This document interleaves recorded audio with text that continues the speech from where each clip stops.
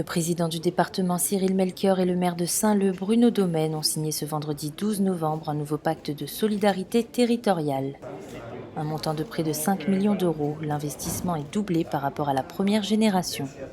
Je suis à Saint-Leu, comme vous le voyez, pour signer avec le maire le pacte de solidarité territoriale, PST 2. Il y en a eu un qu'on a signé en 2018.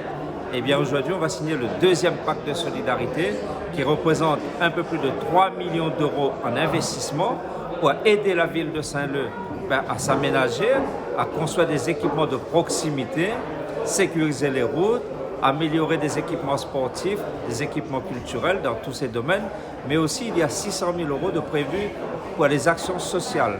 L'accompagnement des repas pour les grands mômes, par exemple, que le CCS de Saint-Leu a mis en place, eh bien le département de La Réunion apporte des financements. Le président et le maire se sont ensuite rendus à Stella où a débuté la construction du foyer de l'enfance de l'Ouest. Ils ont symboliquement posé la première pierre de cette nouvelle structure accompagnée par la sous-préfète de Saint-Paul. Ce matin, on pose cette première pierre pour la construction du foyer de l'enfance, qui va premier dans l'ouest, parce qu'on a une dans le sud et une dans le nord. Premier équipement ici dans l'ouest, qui va accueillir pas moins de 37 marmailles, 38 marmailles sur Saint-Leu, dont une pouponnière d'une dizaine de marmailles. La ville nous a mis à disposition le terrain à l'euro symbolique et il nous fallait avoir ce terrain pour pouvoir lancer le projet. 1 an et demi de travail pour les entreprises réunionnaises, c'est aussi à saluer. Et encore une fois, au mois d'avril 2023, nous aurons le plaisir d'inaugurer ce grand bâtiment qui va accueillir près de 40 enfants de la Réunion.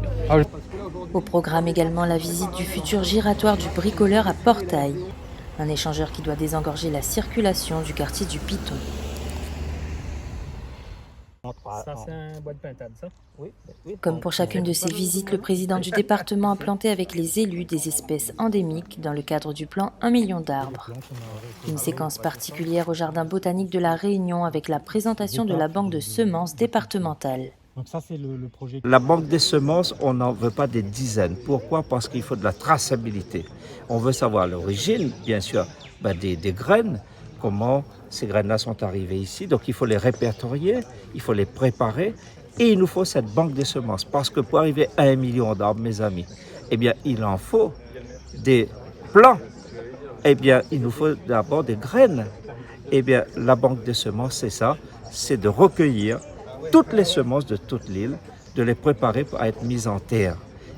La visite du jardin botanique comprenait aussi une présentation du plan de valorisation de la rose Bourbon et des roses anciennes par le département, en partenariat avec l'Association des jardins créoles, l'UHPR, l'Armée Flore et la Chambre d'agriculture.